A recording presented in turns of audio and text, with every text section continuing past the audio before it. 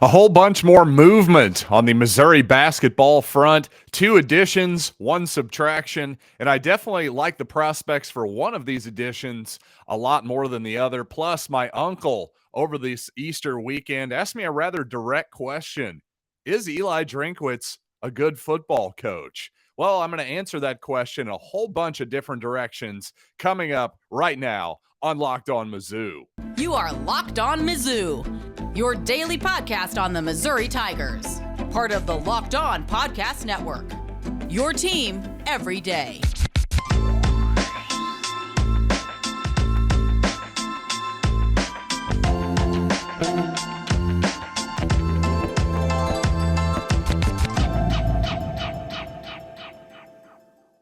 Hey, all you true sons and daughters, I'm John Miller, your Mizzou mafioso and the central scrutinizer of Missouri Tigers football and basketball. And thanks for joining me once again. Thanks for making this your first listen, and thanks for telling a friend. We are free and available on all platforms. And before we get to the movement on the Missouri basketball front, it is official. You may have heard this already. We talked about it a little bit before the news was official, but the Missouri football season opener against Louisiana Tech, it is going to be Thursday now, September 1st, instead of Saturday, 2 days earlier.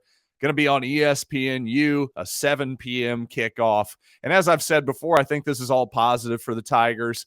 I think it'll allow the students in particular to hang around, maybe not jet out for that 3-day weekend too early. Hopefully, stick around, have a good time at the Mizzou football opener, little night game, maybe get a little tailgating in early, but especially exposure-wise too. Not nearly as many games are going to be happening on that Thursday as opposed to the opening Saturday. So to me, win-win all the way around for the Tigers. And by the way, Desiree Reed-Francois made mention of this as well. This is a competitive advantage too, because if you're going to have a Thursday night football game, make it the first game of the season. Gives you 2 extra days to prepare for week 2, which is a pivotal game for this 2022 campaign in Manhattan, Kansas, against the Kansas State Wildcats. That's one the Tigers need to win if they're going to hit 500 next year and for sure secure a bowl spot at the very least. I think Kansas State's probably a game you're going to want to win just looking at that schedule. Not a whole lot of gimmies coming next year in the SEC outside of maybe Vanderbilt. So with that out of the way, let's talk some Tiger basketball. And boy, just a continual revolving door of players here so far in the Dennis Gates era. Lots of players coming, lots of players going. Well, another former Cleveland State guy, D'Moy Hodge, has committed to Missouri, reuniting with Gates, and of course, previously signed Trey Gomillion from Cleveland State as well. Hodge is a guy that I'm pretty excited about. He seems like a really solid two-way player, a guy who can score it a little bit, a guy with good size that can definitely play some defense as well. So I think a really nice addition to this roster. Now, on the other hand, you've got Sean East, who, frankly, I'm just a little bit less excited about. Now, on one hand, Missouri absolutely needed to add a ball handler. We all know this, right? And I think Sean East definitely fits that description. He's a guy certainly who can get the ball up court, get you into your offense, and statistically, his last season at Bradley, well, he was among the top 150 or so nationally in terms of assist rate. So he does seem like a pure point guard, one that Missouri certainly needed on its roster last season. But you know what? I thought Caleb Brown was a guy who could competently, for the most part, dribble the ball up court and get Missouri into its offense. The problem is when Caleb Brown actually had to do something with the basketball and score with it, well, he didn't have a lot of answers to that question. Unfortunately, I have some of those same questions about Sean East so far. Because again, he played 1 season at UMass, 1 season at Bradley. Now, last season, he was in junior college, so obviously a very well-traveled young man, but there's just not a lot of statistical evidence that he's a good offensive player. He's not a proficient three-point shooter. He's not particularly adept at finishing around the rim either, and I just worry a little bit at 6'3", 175. I wonder how that's going to translate to the SEC level. I'm starting to think getting some reminders of Drew Buggs a little bit. Now, don't get me wrong, East is a bigger man than Drew Buggs, certainly quite a bit taller than Buggs by maybe 5-6 inches, but I do worry that he's not going to be able to maybe get those shots off at the rim, sort of like Buggs did as well. Not just Buggs didn't really have a lot of answers offensively. And I think that may be a problem nationally in a lot of different areas, right? Even Kentucky had that problem last season. Xavier Wheeler, their transfer point guard from Georgia, well, he's about 5'10", a good pure point guard. But again, somebody who can't really score the basketball at this level, especially in the paint. So again, to me, D'Moy Hodge was an obvious get. I think he's a guy that Dennis Gates knows very well. I think he's a good two-way wing. But Sean East, on the other hand, I think at this point in the process, I get it, right? Everybody wants ball handlers. The amount of true point guards available in college basketball these days seems to be dwindling by the year. So I think Missouri kind of got the best option that they could. And you might see that, okay, JUCOrecruiting.com did have East as the number 2 ranked junior college recruit after, drumroll please, Missouri's Mohamed Diarra. But you know what? The JUCO ranks just aren't quite what they used to be. And again, just going back to when he actually played Division I basketball at UMass and Bradley, I don't know, the East thing, I'm a little bit skeptical at this point that he's really going to be a starting caliber point guard that we can count on for 25, 30 minutes a night. That one seems, at this point to me, I could be wrong. I'll see what happens when he actually steps on campus and see how he really fits into the roster. But right now, as far as Sean East goes, I'm a little bit skeptical. And by the way, obviously this is primarily a Missouri football and basketball show, but I think I would be remiss if I didn't give a congratulations out to the gymnastics program for finishing 5th nationally in that sport. Really ran the gauntlet in the SEC too, for those of you who don't know much about college gymnastics, and I'll raise my hand and admit to that, but I know enough to know that the SEC is really, really competitive at gymnastics. So for Missouri to do not only what they did nationally, but just in that conference alone, if you're going to be elite in that conference, well, apparently you're going to be elite nationally too. So just a really impressive job by that program, finishing among one of the absolute elite teams in the nation this year. Again, 5th in the country. Tip of the cap and a job well done. That doesn't happen a lot at Mizzou, regardless of which program that it is. So those young ladies should be extremely proud of themselves. No doubt about that. And coming up, again, this past weekend, I was asked a very direct question about Eli Drinkwitz. So let's stop beating around the bush. Let's figure out exactly where Eli stands, at least with me, through 2 seasons at Missouri. But first, I want to tell you about BetOnline.net, your number 1 source for all your betting stats and sports info. Of course, college basketball and college football are over, but BetOnline has you covered with the NBA playoffs, the NHL playoffs. Of course, Major League Baseball is happening. And you know what? You've already got a little bit of equity if you took my advice and put $10 on the Phoenix Suns to win the title. They were plus 260. Well, now they're plus 215. I got to say, if you're going to go for a true long shot to win the NBA championship, hey, put $1 on the Minnesota Timberwolves at 100-1. What the heck, right? I don't think it's going to happen. Don't get me wrong, but my goodness, Anthony Edwards is really emerging, isn't he? And, you know, let's face it, the 2 favorites in the West, the Suns and the Warriors, do have some possible injury questions, some guys who have gotten hurt before. So let's not pretend like it's going to be a total cakewalk for either one of those teams. But regardless of what you're into, maybe it's esports that you're into, possibly MMA. Well, you got to head to BetOnline.net today. They've got you covered with all the odds, all the props, all the futures you could possibly want. So go there today. It's BetOnline, where the game starts. Once again, be sure to check out Locked On NFL Draft live on April 28th at 6 o'clock in conjunction with the NFL Draft. Of course, then on day 2 and 3 as well. Again, the Locked On NFL Draft YouTube page will have you covered there. And also starting today, Odyssey's NFL Mock Draft. Check that out there, the Locked On NFL Draft podcast feeds for all your mock draft needs. Hope you all had a lovely Easter weekend. I know we had a pretty successful gathering over at my house that went off without a hitch, I have to say. But during that gathering, my Uncle Bruce, who a big sports fan going back in the day, former Kansas City Chiefs season ticket holder, but you know what? He's a Blue Springs guy, but he'll follow the Tigers as well and certainly root for them. And you know what? He gave me a question that was so direct and to the point.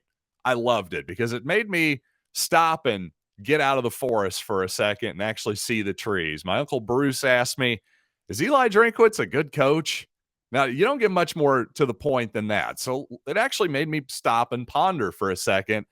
And it made me realize I couldn't just say, give a full-throated yes, absolutely. Eli Drinkwitz is an incredible football coach.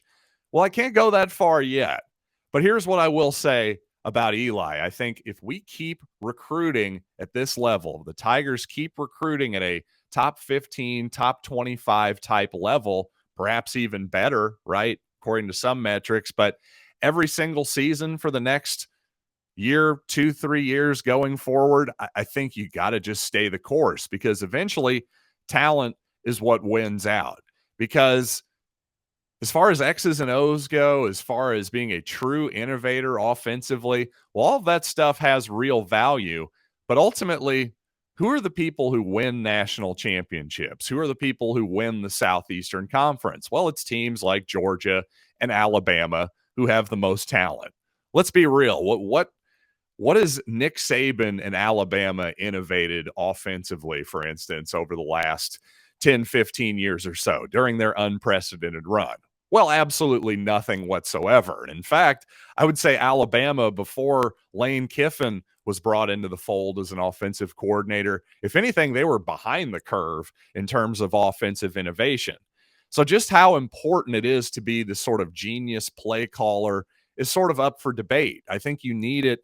It's definitely helpful to a place like Missouri, right? I've made the case many times that, in fact, that's one of the obvious reasons that the 2008-2007 Missouri run was incredibly successful. Not only do they have a great quarterback, but they were running a type of offense that, frankly, most people in the country just weren't running at the time. They were doing it quite successfully. So ultimately, while I think Eli Drinkwitz is absolutely a really good recruiter, it's hard to question that. And number one, that's the most important thing that a head coach can do.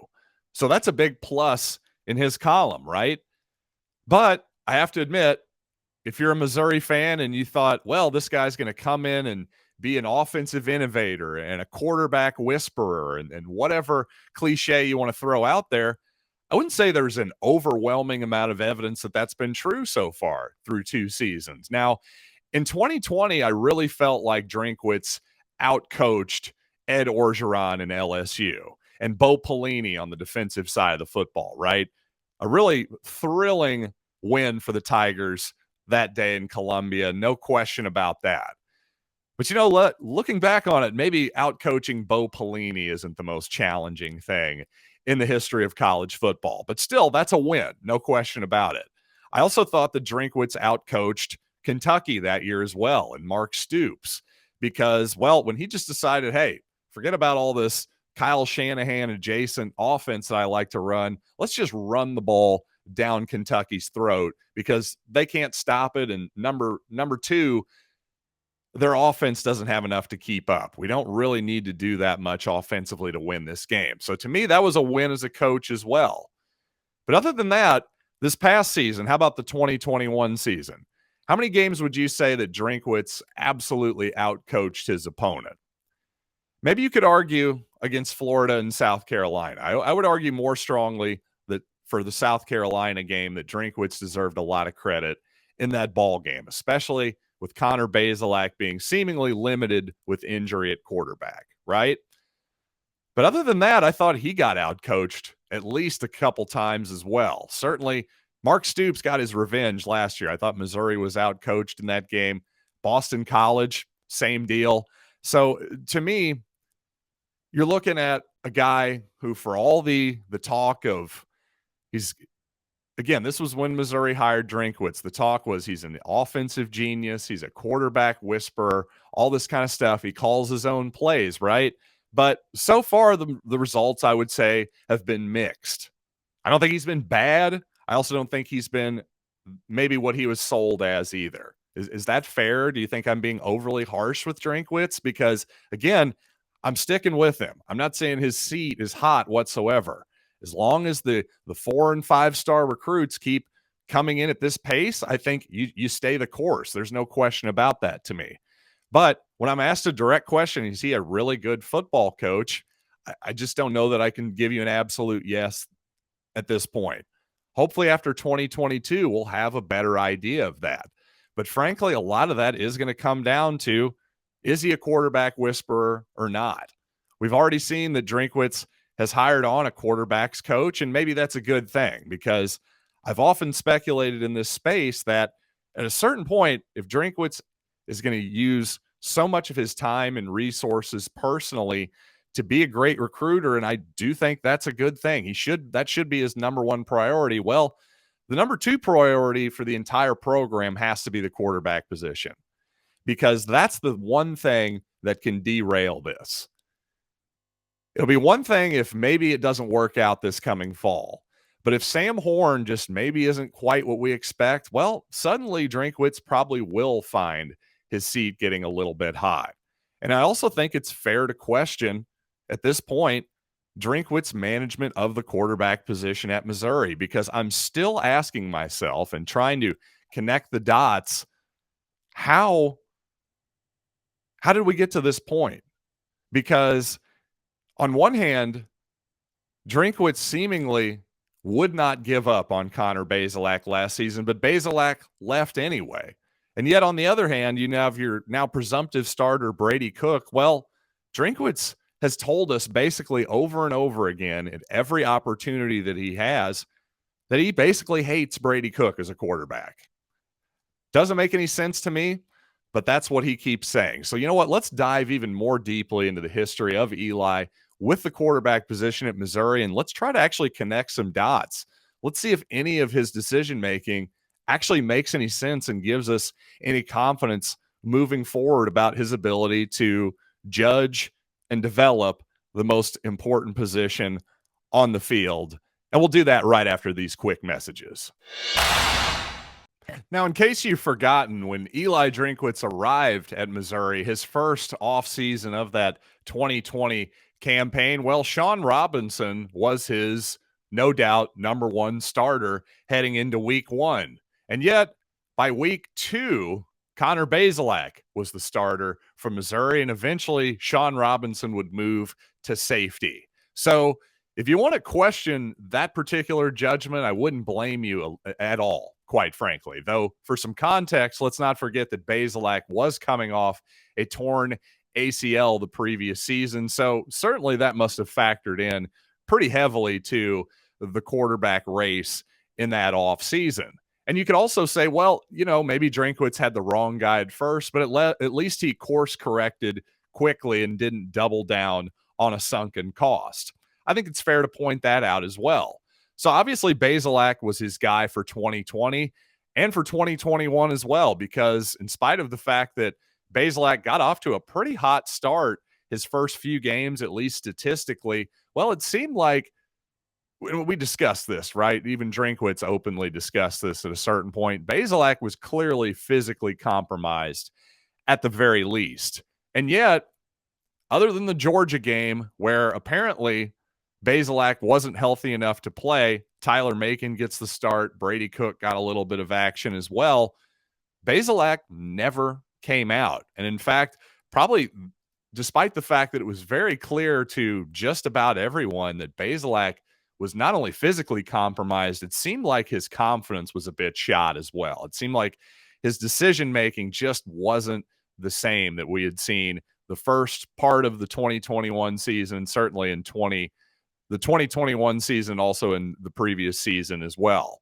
And again, to my point, the last game Missouri played, Bazelak took every single snap against Arkansas, last game of the regular season, of course, And Bazelak was just not effective at all. 10 of 26 for 65 yards. I mean, that is embarrassingly bad in modern college football. Just the idea that Missouri was basically, it was 2.5 yards per pass completion. That is unbelievably bad. Okay. So the fact that Eli Drinkwitz, under those circumstances, even still was like, I'm still good with Brady. I'm still good with Bazelak over Brady Cook or even Tyler Macon for that matter. Well, if that's the case, then why did Connor Bazelak transfer? That's the thing I can't figure out. Because regardless of what you think of Connor Bazelak's play last year, regardless of what I or anybody else thinks of Connor Bazelak's play, obviously Eli thought he was the best quarterback on the roster. We can't question that whatsoever. So if that's the case, you got to assume he's the starter this coming year, right? Except, Bazelak left, and he knew he was going to leave. He's told us this. He knew he was going to transfer even before Missouri's bowl game against Army. So what happened? Did Drinkwitz sort of allude to the fact that, I'm going to be going to the transfer portal, going to try to get some competition? I just don't understand why Bazelak left unless, again, he just felt like, there's no way I'm going to be able to start this coming year, except nothing that happened in the previous season indicated to me that that's the case at all. So somebody just helped me make it make sense, right? And then also, how does it make sense that Tyler Macon, in retrospect, got the start against Georgia? Was that based on he ran for a touchdown against Vanderbilt and the sideline went crazy? Was that why Tyler Macon got the start? Because in retrospect, it was very obvious that Brady Cook was the better quarterback that day and also throughout the whole season. And right now, I don't see anybody on the Mizzou beat, any fans questioning that Macon should be ahead of Brady Cook on the depth chart right now. So again, that says to me another misevaluation, quite possibly, at quarterback by Eli Drinkwitz. So that brings us back to JT Daniels. I see a lot of people online saying, obviously, if Drinkwitz wanted Daniels over Cook, then obviously, essentially the conclusion is then everybody else with an opinion should shut up because, Drinkwitz must know best, right? But that's the thing. Does Drinkwitz know best? Do we have to just automatically assume and trust his judgment at the quarterback position right now? Because I'm not doing that. I'm not saying I'm 100% right about Cook. I think Brady Cook is better than Eli Drinkwitz does. That much is clear. I'm not saying that he's going to win the Heisman Trophy next year or anything like that, but I just think he can be a solid starting quarterback for the Tigers. I really do. And for some reason, over and over again, Eli Drinkwitz is telling us that he doesn't think that. So we're going to find out this coming season who's right for sure. And for Drinkwitz, for Drinkwitz's sake, I hope he's right. I hope he finds another guy that he's looking for, because right now he's telling us that the past 2 years, he's basically done everything he can short of actually coming out and saying the words, I don't like Brady Cook as a quarterback. Because his actions are saying exactly that over and over and over again. And frankly, I don't fully understand that. Not saying Brady is a perfect player by any stretch of the imagination. Certainly JT Daniels has more raw physical arm talent, but also, you know what? Brady Cook can run. He actually might be a better overall athlete than JT Daniels. So to me, all of this factors in. It's not completely obvious to me whatsoever that, no, Missouri really lost out on something with Daniels. Maybe Daniels would have been good at Missouri. The guy has a heck of a lot of talent, but I think a lot of people are basing their evaluations of him purely on his high school grade, purely on the fact that he was a top 5 player, a 5-star prospect, all that good stuff. And they haven't actually done the homework to see what he's done in college. And if you're going to sit here and tell me, Georgia was 7-0 with him as a starter, fine and dandy, but look at who they actually played in those games, because the talent deficiency that Georgia's opponents had in every single one of those ball games was pretty stark for the most part. So That's not going to be happening at Missouri next season. Missouri is going to be a favorite to win maybe 4 games next season, an obvious favorite, I should say. Who knows? Maybe against South Carolina, they'll be a 3-point favorite or something like that. But again, that's a toss-up. I'm just saying games where they should obviously feel like they're going to win, going to be less than 5, folks. So we're going to need to win some close games next year without question, because especially up front, there's going to be very few weeks in the Southeastern Conference, unlike the Georgia Bulldogs, where you're just going to expect to dominate the line of scrimmage, dominate the game in the trenches. That just doesn't really happen at Mizzou too often. So with all that being said, thanks for making this show your first listen. Make your second listen Locked On NFL Draft with Ryan Tracy, former NFL corner, Eric Crocker. They bring you the draft to life every day, and get subscribed before the live NFL Draft special starts. It's free and available wherever you get your pods. So until next time, I'm John Miller, and this has been Locked on Mizzou.